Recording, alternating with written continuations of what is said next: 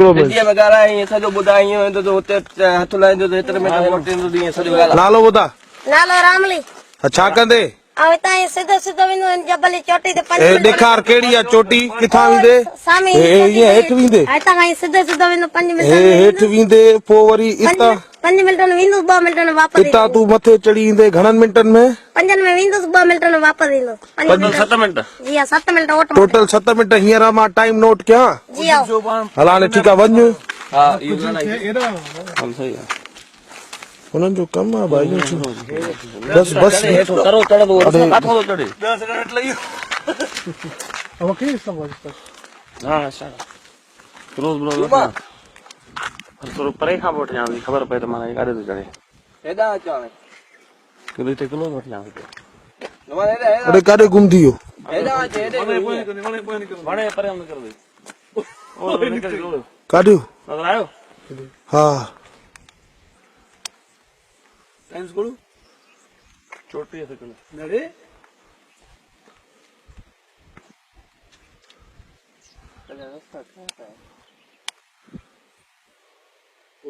7 minute छा आहे किथे पातो हाथो वरी सॼो हिसाब सां ठहिया घणे फरी ॻाल्हि पढ़ाई जाए ॼण घर थो वञे मुंहिंजे त मज़ो नथो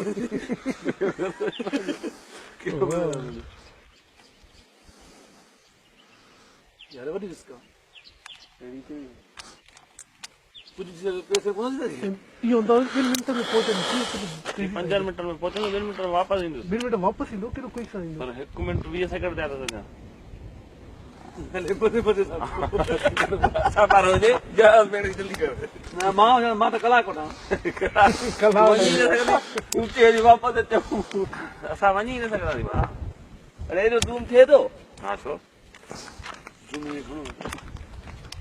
काॾे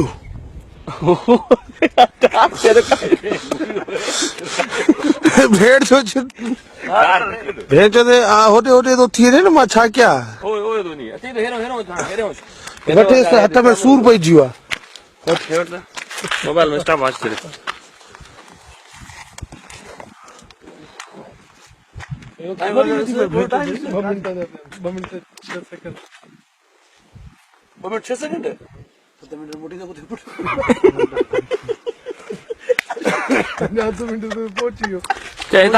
मथे चढ़ी बी जा मथे चढ़े ना मथे चढ़ी अचे बीहे कंधो हथ मथे पैर मथे कंदो इधर तस्वीर कढिजे छोकिरी कढोस न पोइ ज़ूम थी न हिन में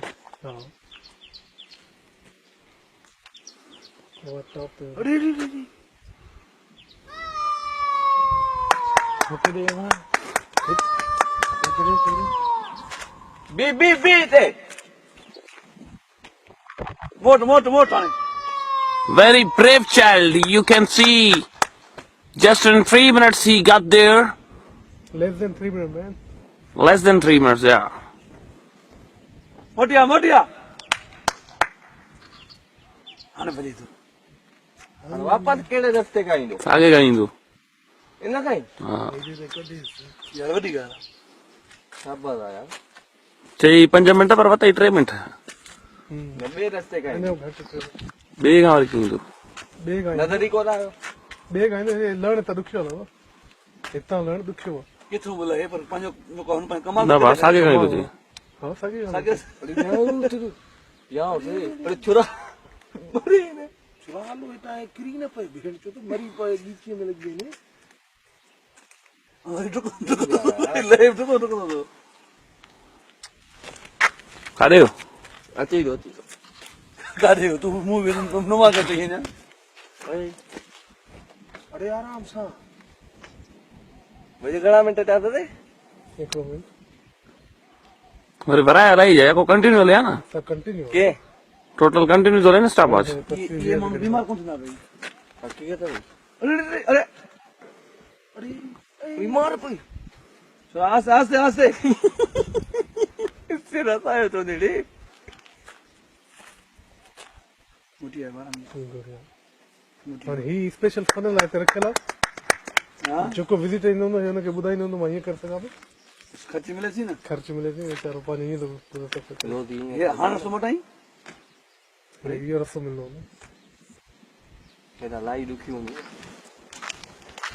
कीअं बि इमरान तो पारे मूं पारे कलाक या 2 कलाकनि में न चढ़ी सघंदा पुछो कई बाक़ी डबी डबी मां तो 1000 रुपया चढ़ी करे ॾेखार थी आया मथे ताईं हा तोखे ॾिनो न बाबा न न मां ॼाणसि जे न चढ़े त 2000 वठंदुसि हा ठीकु आहे मां पर हिनखे पाण करे वठींदो न हिनखे छो वठी न हिनखे छो वठी हा ठीकु आहे न न ठीकु आहे हल माशाल्लाह सेठ न न हिनखे न टाइम ॿुधा टाइम तोखे कलाक आहे न हिनखे टाइम न थियो अचे न चढ़ी अचे न वाह यार हाणे हिनखां एंट्री वठंदो मां न तोखे माना मस में कीअं महसूसु थियो भो भो थियो न थियो छा थियो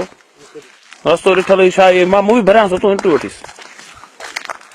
टाइम ॿुधा मैं हिते अची बीह हाणे अब घणे मिंटनि में पहुतो टाइम ॿुधायो भाई त साईं असां स्टॉप वॉच रखीसीं हाणे ख़बर पवंदी 5.5 मिनट 5.5 मिंटनि में ई हितां वियो ऐं मथे वञी ऐं मोटी आयो तमामु ज़बरदस्त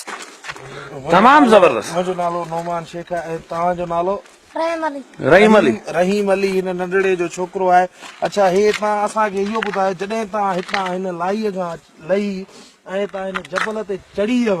तव्हांखे को खौफ़ या को भो वग़ैरह तव्हांखे महसूसु न पियो थिए